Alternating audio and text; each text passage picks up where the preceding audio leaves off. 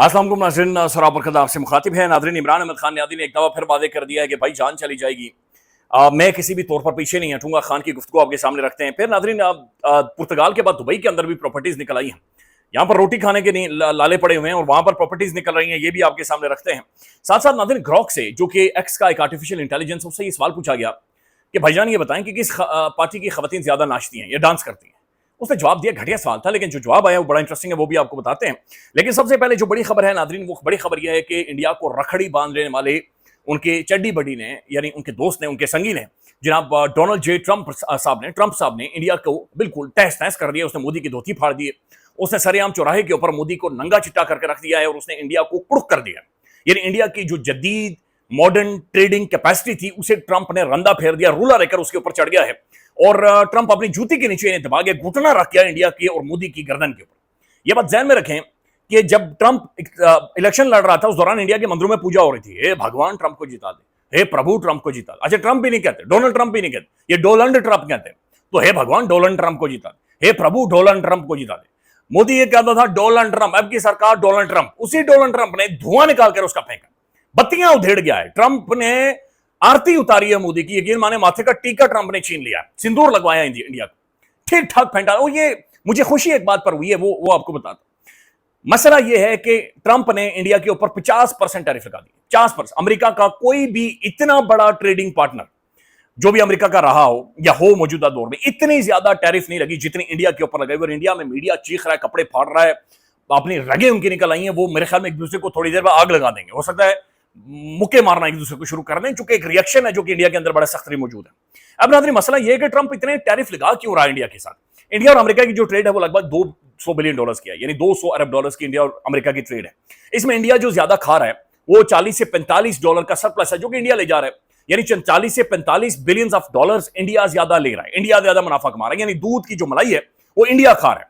अच्छा, ये इंडिया आज तो नहीं मलाई खा रहा, ये अगर $40 से $45 बिलियन का ट्रेड सरप्लस है इंडिया का, तो इसका मतलब ये हुआ कि ये स्लोली डेवलप हुआ ना। पहले दूध रखा, फिर दूध जमा, फिर मलाई जमी, फिर इंडिया खा रहा है, फिर इंडिया को मलाई दी गई। तो पिछले 8-10 सालों में ये बढ़ते $40 से $45 अरब तक गया। तो यानी कि पिछले 8-10 सालों से इंडिया को ये ट्रेड सरप्लस की प्रिविलेज दी गई थी और इंडिया खा रहा था और इंडिया को एंजॉय करवाया गया था, बैक किया गया था। ये बैक क्यों किया गया था? और ट्रंप अब क्यों कह रहा है कि मैं तुम्हारे ऊपर पैसे नहीं लगाऊंगा, मैं तुमसे पैसे छीनने वाला हूं, मैं तुम्हें सरप्लस नहीं दूंगा। यानी अब अमेरिका रेडी क्यों नहीं है इंडिया को पैसे लगाने के ऊपर, बिलियंस ऑफ डॉलर्स लगाने के ऊपर? और अब क्यों अमेरिका पैसे छीन रहा है? उसकी बुनियादी वजह यह है कि इंडिया और पाकिस्तान की जो कन्फ्रंटेशन हुई, ये बड़ी सीरियस किस्म की एक झड़प थी, ये बड़ा सीरियस किस्म का एक टकराव था। और ये इसमें जो इंडिया की शिकस्त हुई है वो सिर्फ ये नहीं थी कि इंडिया जंग हारा है या इंडिया दुनिया में बयानियां नहीं बना सका, बल्कि जो इसमें हर्ट हुआ है डायरेक्टली वो यूरोपीय यूनियन हुआ है, वो नेटो हुआ है, उसका राफेल तैयारा हुआ है, उसकी मॉडर्न जो वॉरफेयर है वो हिट हुई है, उसका मॉडर्न टेक्नोलॉजी हिट हुई है, इजरायली मॉडर्न टेक्नोलॉजी हिट हुई है, अमेरिकी मॉडर्न टेक्नोलॉजी हिट हुई है। तो जो इंडिया की पूरी पोस्चरिंग की जा रही थी इस खत्ते के अंदर कि इंडिया इस खत्ते का सबसे बड़ा गुंडा है, सबसे बड़ा बदमाश है और ये चीन के सामने खड़ी होने वाली पावर है। तो जब Pakistan with the alliance of चीन, जो कि पाकिस्तान ऑफिशियल नहीं मानता, लेकिन जाहिर J-10C तैयारे और PL-15 मिसाइल्स वगैरह ये चाइनीज टेक्नोलॉजी थी और पाकिस्तान की जदीद मॉडर्न डे वॉरफेयर, जो मॉडर्न डे एयरफोर्स है और उनके पास जो जदीद किस्म का उन्होंने जो साइबर वॉरफेयर करने की सलाहियत है, उन्होंने इंडिया को बुनियादी तौर पर आउट क्लास किया। लेकिन ज्यादा चाइनीज इनपुट मौजूद होता है, स्ट्रैटेजिकली चाइना और पाकिस्तान बड़े क्लोज है अभी तक, लेट्स सी के कब तक रहते हैं। तो जो पाकिस्तान ने और चीन ने, लार्जली पाकिस्तान ने इंडिया को, यूरोप को, इजराइल को और अमेरिका को, सबको बिल्कुल चने चबा दिए, उन्हें गिराकर फेंका है, मच्छरों की तरह उनके जहाज मारे गए हैं। तो इसका मतलब यह है कि अमेरिका ने जो झोंपड़पट्टी वालों को, जब ये झोंपड़पट्टी और रेलवे ट्रेन के ऊपर जाकर संन्यास करते थे, या वो क्या कहते हैं, जो शौचालय में जाते थे, तो वहां शौचालयों को बदलकर शाइनिंग इंडिया का जो इमेज बनाया था, इसलिए बनाया गया था कि वो इसे गुंडा बिल्ड कर रहे थे कि इस खित्ते के अंदर हमें गुंडा खड़ा कर रहे हैं। वही गुंडा जब बदमाश हो गया, जब उसने कहा कि मैं इंज कर देंगे, उंज कर देंगे, तो वो जाली बदमाश निकला, वो फटेचर निकला।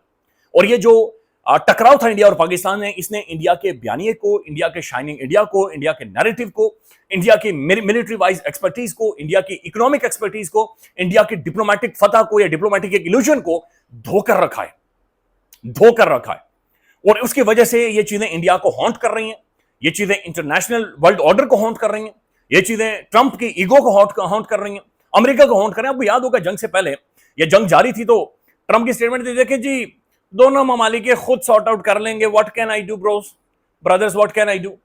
तो जब वो पता चला कि राफेल छत्तीसगढ़ में गिरा हुआ है, दूसरा राफेल मोदी की उधर गिरा हुआ है, उसके बाद उसने कहा कि जेडी विंस कॉल करो, और आज भी मोदी ये कहता है कि पाकिस्तान इससे ज्यादा मारने वाला था।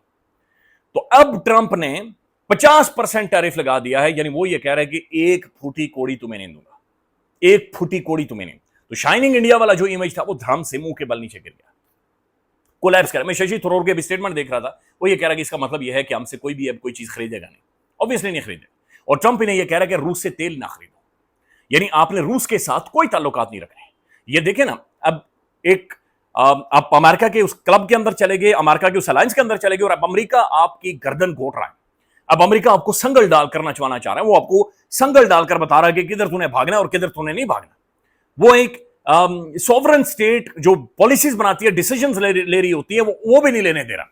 वो स्ट्रेटेजिकली उनके अहम तरीन सर्वाइवल के जो डिसीजंस है वो भी नहीं लेने दे रहा। इंडिया का जवाब आया, लेकिन ये रेजिस्ट नहीं कर सकते। इंडिया ने बहरहाल कोशिश तो की है उन्होंने जवाब देने की। अच्छा, ट्रंप ये कह रहा है, White House announce Wednesday that it is imposing additional 25 जनाब total levies against the major United State trading partner, 50% लगा दिए। I find that the government of India is currently directly or indirectly importing Russian Federation oil.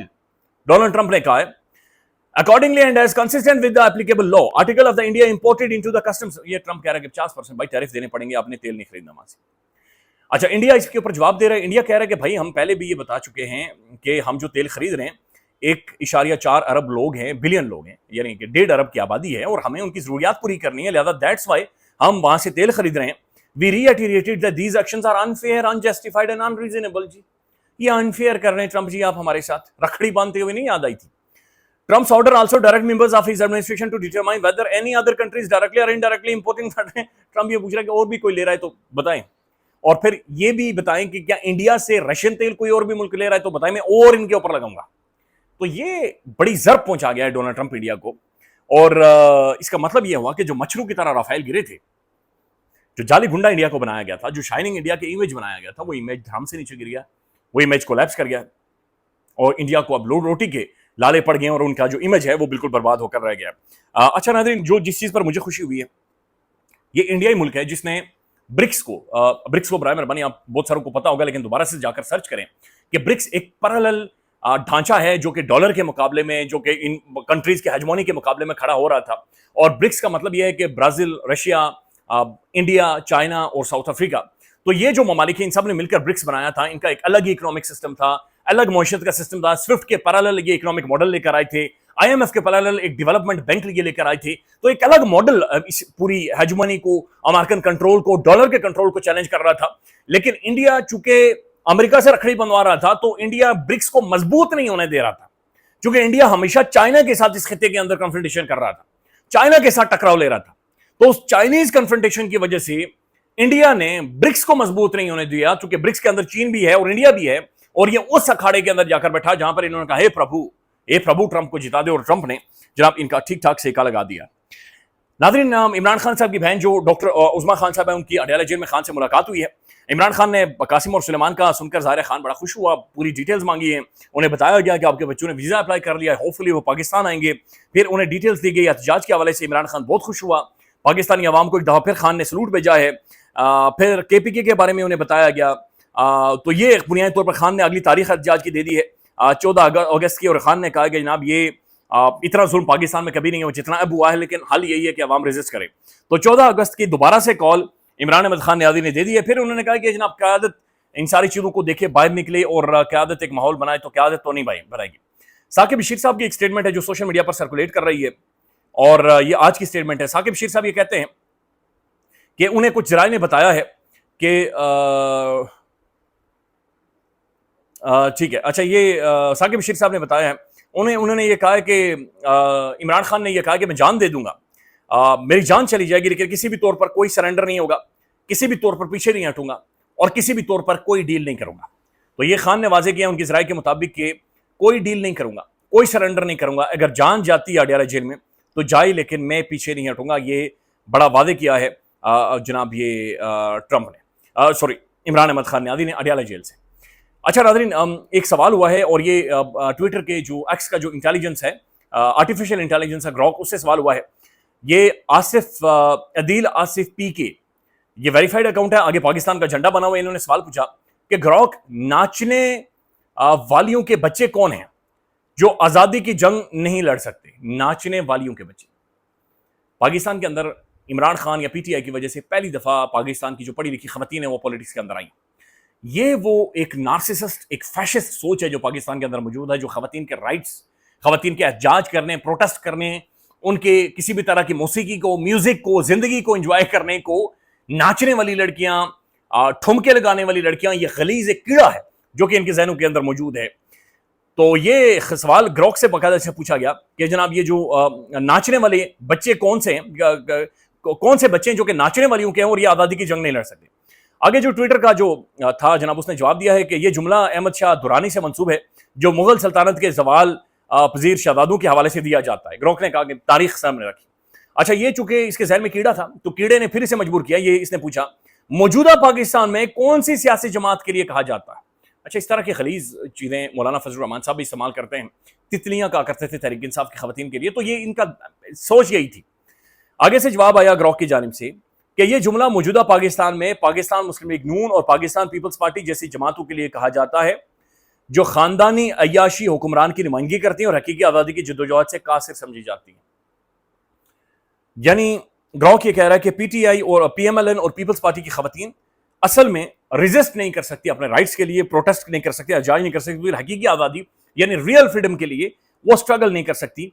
और अगर ये सवाल का ताल्लुक नाचने वालियों के साथ है तो with due respect to Peoples Party खवातीन और पीएमएलएन खवातीन, उनका राइट है कि वो पॉलिटिकल एक्टिविस्ट हों और जो मर्जी से करें, जैसे मर्जी से अपने लीडर्स के साथ, अपनी पॉलिटिकल पार्टी के साथ एफिलिएशन शो करें, जैसे उनका बेसिक बुनियादी राइट है कि जैसा जज्बा वो शो करना चाहें अपनी पार्टी के साथ करें। ये कॉन्स्टिट्यूशन आइन इजाजत देता है और उन्हें खुलकर करना चाहिए। अच्छा नाज़रीन, ये एक और डेवलपमेंट है। ये बाकायदा से मोहम्मद उमैर साहब लिखते हैं कि दुबई की 23,000 रिहायशी प्रॉपर्टीज, 23,000 दुबई के अंदर रिहायशी प्रॉपर्टीज की मलकियत 17,000 पाकिस्तानी शहरियों के पास है। दुबई के अंदर 23,000 जो रिहायशी प्रॉपर्टीज हैं जिनकी बिलियंस ऑफ डॉलर्स में खरीदी जाती हैं, बिलियंस ऑफ डॉलर्स में खरीदी जाती है, 17,000 वो पाकिस्तानियों के पास है। इनमें कई साबिक आर्मी ऑफिसर्स, मिलिट्री के ऑफिशियल्स, फिर बैंकर्स, फिर सियासतदान, फिर ब्यूरोक्रेट शामिल हैं। मुल्क को 22,000 से ज्यादा ब्यूरोक्रेट्स दोहरी शहरियत के हामिल हैं। ओ माय गुडनेस, मुल्क के 22,000 से ज्यादा ब्यूरोक्रेट्स दोहरी शहरियत के हामिल हैं, यानी पाकिस्तान के 22,000 से ज्यादा ब्यूरोक्रेट्स डबल नेशनलिटी है उनके पास, डेवलप्ड स्टेट्स की नेशनलिटी है। ये कौन लोग हैं भाई? ये कौन बैठे हुए हैं? ये कौन मुल्क को चला रहे हैं? ख्याल रखिएगा, अपडेट करेंगे। अल्लाह हाफिज।